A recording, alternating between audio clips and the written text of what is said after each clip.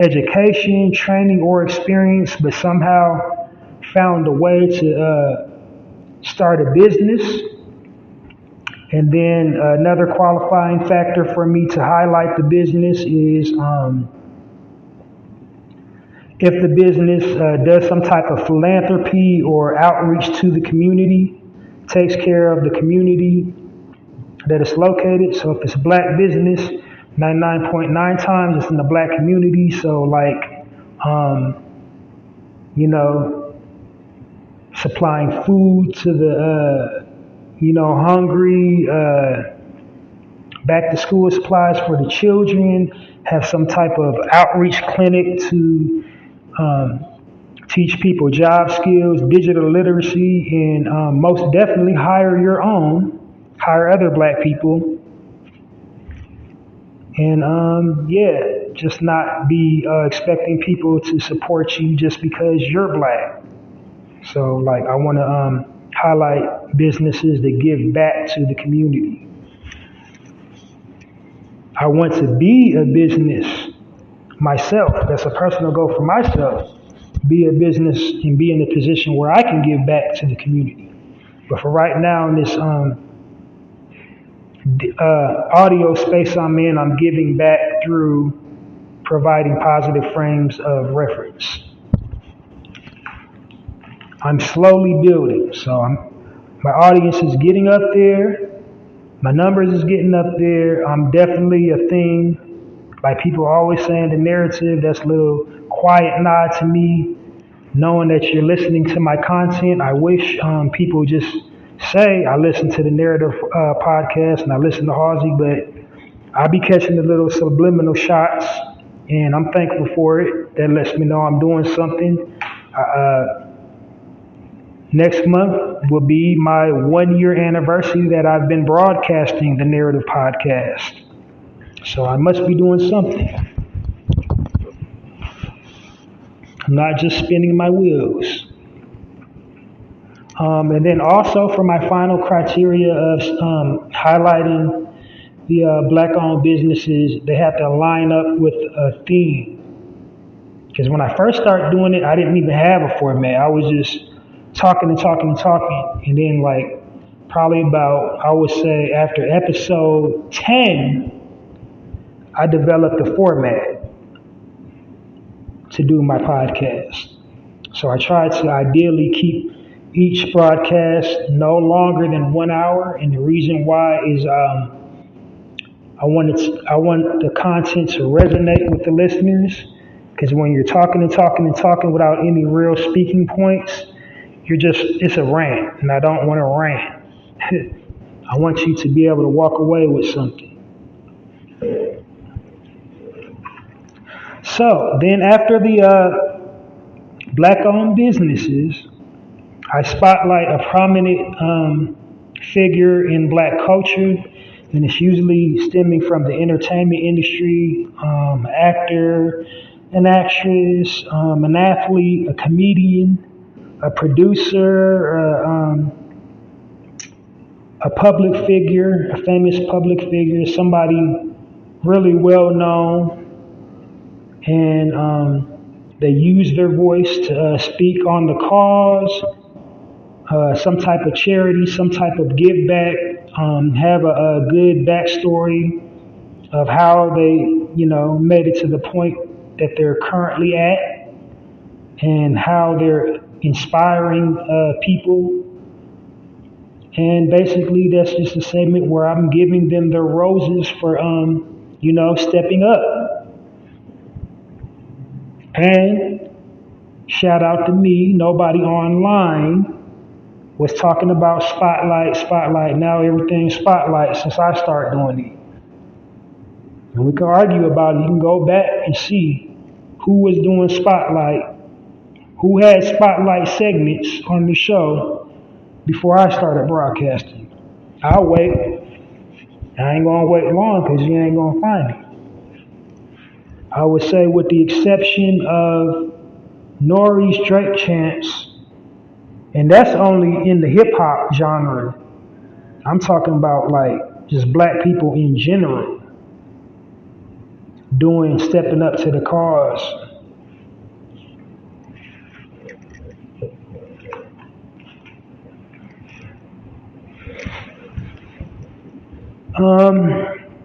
So after the spotlight segment, I do a health and wellness tip. And the reason why I do a health and wellness tip is just to provide knowledge and information to help you stay ahead of this, little invisible thing to shut the world down. And that will shut the world down again because there are several new variants spiking currently as I speak. North Korea, they just went back into quarantine. And so we got an imminent one coming. Just FYI, we're going back to it. So have your hot boy and hot girl summer. Better stock up on that water and all your little quarantine snacks and dust off all your little books you got from the first one because we're going to have another one. But anyway, the health and wellness segment is usually the health benefits of a fruit, a vegetable, an herb, an elixir, some type of exercise. Basically, in that segment, what I'm doing is promoting the healthy, active, fit lifestyle. So it's a package deal. It all starts in the mind. So that's my way of just helping you just stay in sound mind, healthy body, and just really create healthy habits. Because the healthier your habits are, the healthier your body will be. Because your habits manifest physically, so you can actually see on certain people where they're carrying their stress at. And then once basically, that segment is just to help you keep your immune system fortified, not get depressed, and not let your immune system weaken by improper diet and stressing out. Because once your immune system weakens and you go to that hospital, they're going to say you got that thing. But if you're living an active, healthy, fit lifestyle, even if the off chance you do contract it, you'll bounce back like nothing. Like the healthier you are, like versus somebody that don't take care of themselves. A person that takes care of themselves, if they get sick, like they lay down, drink some water, and take a nap, wake up, good. Person that don't take good care of themselves, they're probably going to be in that bed like, an hour or, a day, maybe a week. It all depends on like what you're into. Are you a heavy drinker, a heavy smoker? You're having a lot of sex.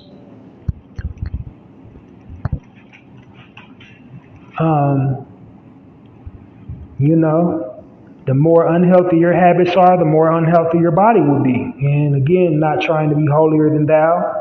And nobody's perfect, but, you just practice healthy habits, creating healthy habits, and you'll have a healthy life. That's all. So after the health and wellness tip, I would do my final thoughts. And my final thoughts is usually just commentary about, current events or anything on my mind. And then I close out with, the speaking point is whatever is current events. My speaking point is current events, whatever's going on in the world or whatever's on my mind for that day. And then I close out with my final thoughts, and the final thoughts are like a pearl of wisdom, just something to leave you with, something to put on your mind and make you think about. And that right there wraps up the entire narrative podcast experience.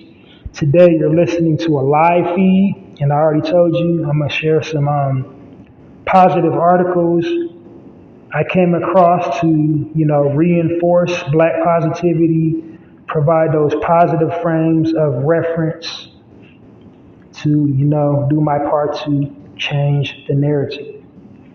Because that's what I do on my platform. I change the narrative by destroying negative black stereotypes, telling our stories from our perspectives on our own terms and conditions. And that, my friends, is the Narrative Podcast Experience in a nutshell. Pretty soon I'm going to be having guests. I'm going to, transition into video as well. But for right now, for all intents and purposes, this is an all audio platform. So basically, I'm on the radio. I'm on the radio. Okay, all right. Got a little distracted. All right, here we go. First article reads, Joshua Bedford, at 6 years old, first black person to ever attend Oxford University. Everyone should hear about his greatness. So the headline was the article. And sometimes information that I come across, the headline is the article. Like there's nothing else written. So, you can do your Googles on young King Joshua Beckford to find out what he's in college for and all that good stuff. But I just want to share that article with you. The next article reads, the headline reads, Allison Lawson is the first black woman in Texas to own 2 7-Eleven gas stations. So Allison's a founder and CEO of Lawson Enterprises. She's originally from Dallas. She's an HBCU grad. She knew at an early age she wanted to be a franchise owner. Her father was a franchise owner of 3 McDonald's in the Oak Cliff area. Allison also has earned a Science of Business Management degree from Hampton University and a Master's of Business Administration from Texas A&M. So 2 black HBCUs. She wears a lot of hats. She's additionally also a motivational speaker, and she owns her own wine company called Black Girl Magic. So clap it up for that Queen Allison.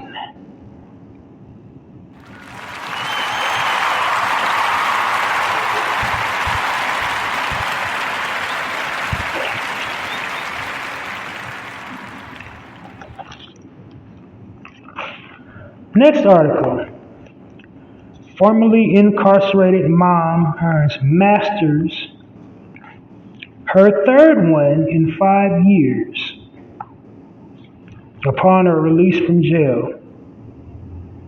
And this queen's name is Margaret Hall. She is 47 years young. She's from Arizona. Sorry, Martin. Sorry, I lied, Martin. I just didn't want to go to Arizona. Sometimes I get a little silly on here, but yeah, she's from Arizona. She graduated summa cum laude with a master's degree from Arizona State University, and it's her 3rd one. The article did not say, where the master's, what areas that she studied, so you probably have to do your Googles on that. Again, I'm just providing positive frames of reference. This is, just to showcase and highlight our successes and, who we are as a people, that we're not all, gangbangers and thugs and, you know,